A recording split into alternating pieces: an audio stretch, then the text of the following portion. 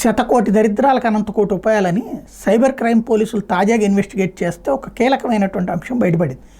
ఏం చేస్తున్నారు, బెదిరించి ఏది ఇన్కమ్ ట్యాక్స్ ఆఫీసర్లవన్నో లేకపోతే ఎఫ్బీఐ ఆఫీసర్లవన్నో కస్టమ్స్ ఆఫీసర్లవని చెప్పినో ఆన్లైన్లో నీది ఫ్రీజ్ చేసామని చెప్పి నీ అకౌంట్ డబ్బులని మా దగ్గరికి పంపించని చెప్పి మేము వెరిఫై చేసి మళ్ళీ నీకు పంపిస్తామని చెప్పి ఆ తర్వాత ఆ డబ్బుల్ని వాడేసుకుంటున్నటువంటి కథలు ఉన్నాయి కదా. ఇందులో వాస్తవంగా బ్యాంకింగ్ అంటే ఇదివరకు అయితే క్యాష్, ఇప్పుడు క్యాష్ని కంట్రోల్ చేస్తే ఆగిపోయింది కదా అనుకుంటే ఈ బెదిరించడం ద్వారా లేకపోతే భయపెట్టడం ద్వారా ఏకంగా బ్యాంకుల నుంచి లక్షలు ట్రాన్స్ఫర్ చేస్తుంటే మరి అవతల ఉన్నటువంటి వాళ్ళు ఎలాగా మరి వాళ్ళకి బ్యాంక్ కోడ్ ఫ్రాడ్ సహకరిస్తున్నాడంటే కాదు, శతకోటి దరిద్రాలకు అనంతకోటి ఉపాయాలని చెప్పేసి వీళ్ళు కొత్తగా సైబర్ క్రిమినల్స్ తెలివితేటలు ఏం చేస్తున్నారంటే ఎవడైతే పెద్దగా 10 పైసలు 2 ఏది మినిమం బ్యాలెన్స్ తప్పించి లేనటువంటి వాడు ఉంటాడో వాళ్ళని వీళ్ళు ఎంపిక చేసుకుంటున్నారు. వాళ్ళతో వీళ్ళు చేస్తున్న కొత్త పద్ధతి ఏంటంటే నీ దాంట్లో డబ్బులేం లేవు కదా, నీ దాంట్లో మా బంధువులు డబ్బులు పడతాయి, అది 1000 పడచ్చు, లక్షల్లో పడచ్చు,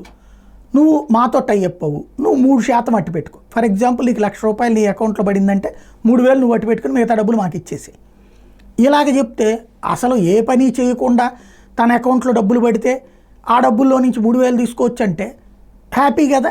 ఇట్లాగ కొంతమంది బకరాలు దొరికారు, వీళ్ళని అడ్డు పెట్టుకుని ఇప్పుడు కథ నడుస్తుంది అన్నటువంటి విషయం తాజాగా బయటపడింది. తాజాగా ఏదైతే డిజిటల్ అరెస్టుల పేరిట విజయనగరంలో జరిగినటువంటి కేసుకు సంబంధించి వెరిఫై చేసినప్పుడు ఈ విషయం బయటకు వచ్చింది. పోలీసులు 10 లక్షల రూపాయల నగదు, 9,20,000 సైబర్ క్రిమినల్స్ నుంచి స్వాధీనం చేసుకున్నటువంటి సందర్భంలో జమ్మూ కాశ్మీర్కి చెందినటువంటి ముమిన్ తారిక్ భట్ అని అరెస్ట్ చేశారు.